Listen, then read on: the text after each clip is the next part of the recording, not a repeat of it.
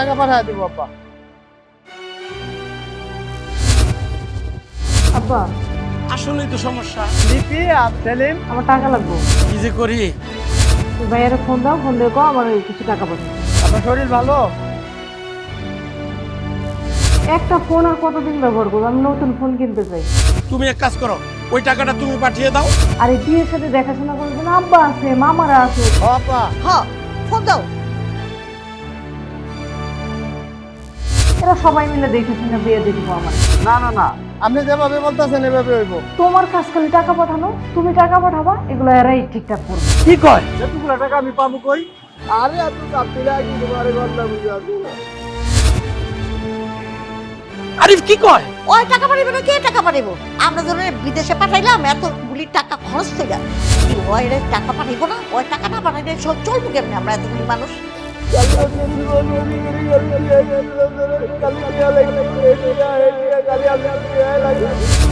তাহলে আপনার বোনের বিয়ে উপলক্ষে আঙ্গুর এক দেখতে পাঠিয়ে দিতে নাকি আমি এনে টিয়ার গাছ লাগাই দিতে গাছে তো রাতা সিঁড়ি সিঁড়ি লমু আর আপনি এগুলো হারাই দিই। ওই মানিক কি কয় আরিফ?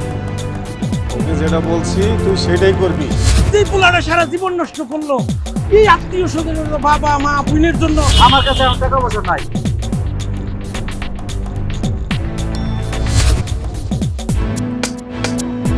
তাহলে তোর দেশে আসা বন্ধ, টাকা পাঠা তাড়াতাড়ি। আমি আর তোকে ভোট দিব না। আসলে আমার তো নতুন বিয়ে হয়েছে, নির্মম ব্যবহার করে চাইতেছি না আসলে এই লাশ টাশ নিয়ে কোনো কথা বলতে। এই প্রবাসীর সুখ আমার সংসারে অশান্তি হবে ভাইয়া। কাছের লোকগুলো কিভাবে অমানুষের মতো। এমনিতেই আমার শ্বশুর শাশুড়ি অনেক রাগী মানুষ। এই 1 কোটি টাকা দিয়া বিমানের টিকিট কাইটা তারপর তুই বাংলাদেশে আসবি, বাবা অনেক টাকা খরচ হয়ে যাবো। তোর এখানে আসানোর দরকার নাই। আমরা ঘরোয়াভাবে এনে বিয়ের আয়োজন করতেছি এবং ঘরোয়াভাবে লিপির বিয়েটা দিয়ে দেবো। ভিডিও কলে তোরে দেখামু, তুই দোয়া করিস। হাই রে প্রবাস জীবন, আদরের বোন তার বিয়েতে এই ভাইটি সারা জীবনের কামাই 2 হাতে বিলিয়ে দিয়েছে, আর সেখানে সে উপস্থিত হতে পারবে না। এখন ঘটনা হলো তার আগে আমার তুই কয় যে 3.5 লাখ হলে বিয়ে পাবো, এই টাকাটি মিলিয়া তাড়াতাড়ি পাঠাবি কবে সেটা কর। একটি মানুষ তাদের বোঝা হয়ে গেল। যে ছেলে জীবিত থাকতে দেশে আসতে পারলো না, তার লাশ দেশে এনে কি করবো বাবা? টাকার মেশিন হয়ে গেছে, টাকার মেশিন। খালি টাকা কামায়, ভাই বোনের জন্য পাঠায়, টাকা কামায়, বাপ মার জন্য পাঠায়। তোমরা ওইখানে কিছু একটা ব্যবস্থা করে তখন ফোন করে দাও, শুধু ভিডিও কলে ওনার মুখটা একটু আমরা দেখাই। না রে আরে, তোর এই কষ্ট আমাকে ধ্বংস করে দিয়েছে। এটা কিভাবে সম্ভব? মানিক এই কেমন কাঠের পুতুল তো এভাবে করতে পারে না, পাথরের মানুষ এভাবে করতে পারে না।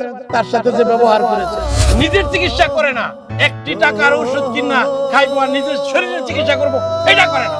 মার তুই বেটা, কথা বলিস তো মার। এই বেটা, জীবনের চেয়ে কি চাকরির দাম বেশি? ভাই কেন জানেন না জানেন, কারণ এই কোম্পানির সাথে তো আমার চুক্তি আছে, সব চিকিৎসা পাতি তো নিজের। দেশে পাঠাই দিলে যাবি গা, এলে কি জীবন নষ্ট করবি নাকি বেটা? আমি যদি এই মুহূর্তে টাকা না পাঠাই তাহলে সে নাকি বিয়ে বাড়িতে কোনো কাজ কাম করবে। তোমাদের টাকার মেশিন কষ্ট হয়ে গেছে। সবাই মনে করে আমরা প্রবাসীরা আসলে টাকার মেশিন, টাকা কামিয়ে তাদেরকে দিব আর তারা 2 হাতে উঠবে।